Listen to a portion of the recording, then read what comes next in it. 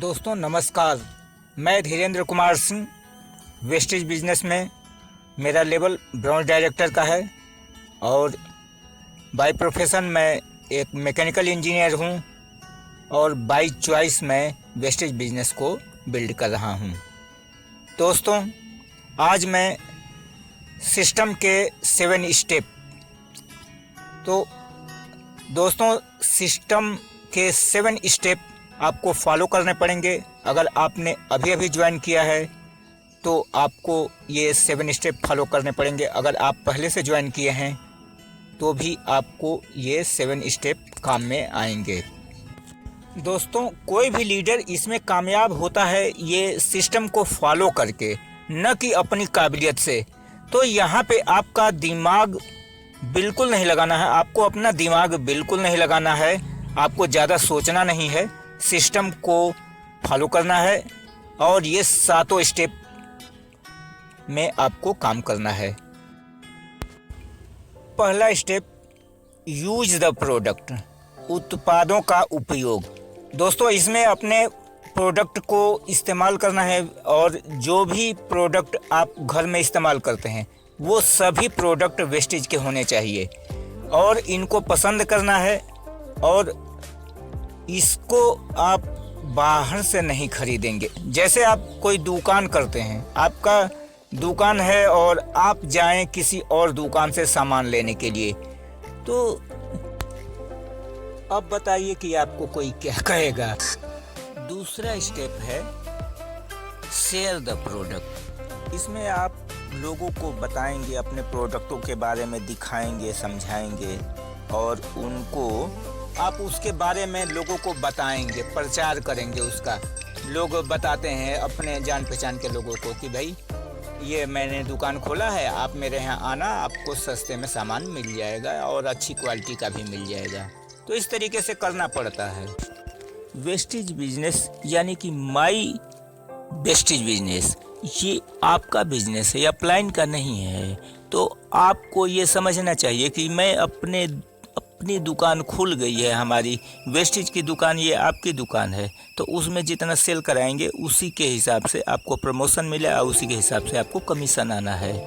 तो आप बिल्कुल जानकारी को न छुपाएं, आप लोगों को बताएं, अपने आसपास इर्द-गिर्द में सभी लोगों को बताएं और बताने के बाद वो लोग अगर आपके यहाँ से प्रोडक्ट लेंगे, आपके आईडी के नीचे जितना भी सेल होगा, चाहे वो ज्वाइन करें या ना करें, वो सब का बेनिफिट आपको मिलने वाला है।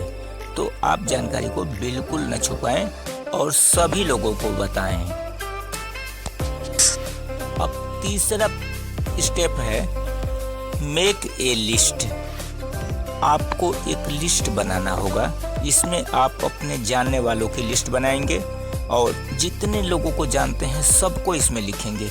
इसमें आपको प्री जज नहीं करना है, आप पहले से अंदाज़ा नहीं लगाएंगे कि ये करेंगे ये नहीं करेंगे। इसमें आपको कोई अंदाज़ा नहीं लगाना है क्योंकि आप अंतर्यामी नहीं हैं। जिसको जानते हैं कि ये नहीं कर सकते हैं वो भी कर सकते हैं और जिसका अंदाज़ा लगाएंगे कि ये तो इसमें खूब काम करेंगे वो शायद इसमें बिल्कुल ना करें। तो आपको अंदाज़ा नहीं लगाना है, 100 से 200 लोगों की लिस्ट तैयार करनी है और इसमें आप अपलाइन की मदद ले सकते हैं। इसका एक फार्मूला है, उस फार्मूले को देख लीजिए। इसमें फ्रेंड्स का फार्मूला है और स्लाइड पे आप देख रहे हैं सबसे ऊपर फ्रेंड्स। आपके इसमें F R से रिलेटिव्स, I से इंस्टीट्यूट्स के लोग आपके, E से इम्प्लाइज जो आपके साथ काम करते हैं, N से नेबर्स पड़ोसी, D ड्रीमर जो ड्रीमर होते हैं जो कि अपनी कामयाबी के सपने देखते हैं और S से स्ट्रेंजर, लास्ट है स्ट्रेंजर। स्ट्रेंजर जो लोग अनजान हैं उनसे आप अपनी दोस्ती बढ़ाएंगे और अपनी लिस्ट में लेंगे। तो आप समझ गए होंगे कि आप कोई भी ऐसा धरती पे इंसान नहीं है जो आपकी लिस्ट में नहीं है। तो आपकी लिस्ट बिल्कुल छोटी नहीं होनी चाहिए, बड़ी होनी चाहिए। आप 3 काम तो आप करेंगे ही करेंगे। अगर वेस्टेज में आए हैं तो 3 काम आपका ही है। इसमें थोड़ा बहुत आप लिस्ट बनाने में अपलाइन की मदद ले सकते हैं, क्योंकि इसमें थोड़ी ट्रेनिंग की ज़रूरत होती है। नहीं तो use the product, share the product और मेक ए लिस्ट, ये 3 काम सिर्फ आपका ही है। इसमें अपलाइन कुछ नहीं कर सकते हैं, इसमें आपको ही बनाना है। अगर आप ये 3 स्टेप कर सकते हैं तो इसके आगे के कामों में आपकी मदद करने के लिए अपलाइन आएंगे, वो आपकी मदद करेंगे। और विश्वास रखिए, वेस्टेज के अपलाइन डेडिकेटेड होते हैं। ये आपको दिल से मदद करते हैं, आपको हर मुश्किल से निकालेंगे। आप उनसे मिलिए, उनसे फ़ोन पे बात कीजिए, उनको पकड़ के रखिए। अगर उनकी मदद आप ले लेंगे तो आप इसमें सक्सेसफुल हो सकते हैं। अगर उनकी मदद आप लेंगे ही नहीं तो वो किसी और की मदद के लिए जाएंगे जो उनसे मदद मांग रहा है। तो वो मदद करने के लिए ही है, तो आपको चाहिए कि उनकी मदद लें, ना कि आप चुपचाप घर में बैठ जाएं असहाय होके। असहाय बिल्कुल नहीं होना है। आपने जितनी मदद लेनी है उतनी ले लीजिए, हम लोग मदद करने के लिए तैयार हैं, बशर्ते आप मदद मांगे। क्योंकि हम लोग इतना टाइम नहीं होता है कि हम एक एक आदमी के पास मदद करने के लिए अपने आप चले जाएं। लेकिन अगर आप कहते हैं तो आपकी मदद करने के लिए ज़रूर आएंगे। तो आप ये 3 स्टेप खुद कीजिए। और चौथा स्टेप है इनविटेशन यानी कि आमंत्रण।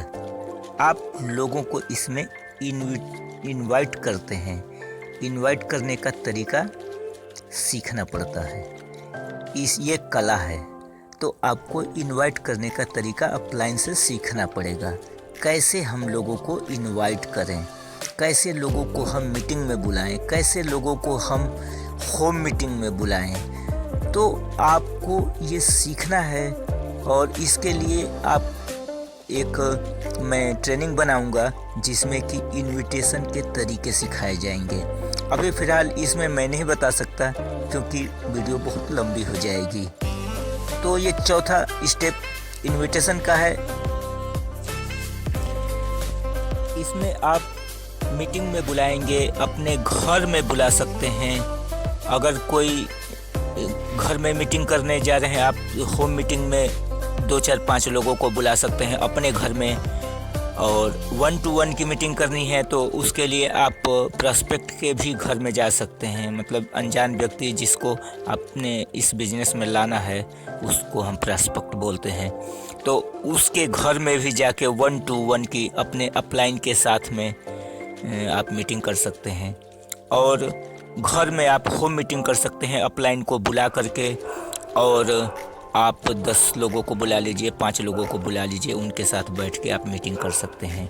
और शहर में कंपनी द्वारा बीच बीच में सेमिनार होता रहता है, तो उसमें आप ज़्यादा से ज़्यादा लोगों को ले जाएं। जितना ही ज़्यादा लोगों को वहाँ ले जाएंगे, वहाँ पे बड़े बड़े लीडर आते हैं और बहुत बड़े बड़े अचीवर आते हैं। वो आपके सामने आएंगे तो उनका सुनेंगे आप और उनकी इनकम देखेंगे, तो आपके लोग भी उससे कि उत्साहित होंगे और बिजनेस में आ जाएंगे। 5वां स्टेप होता है शो द प्लान।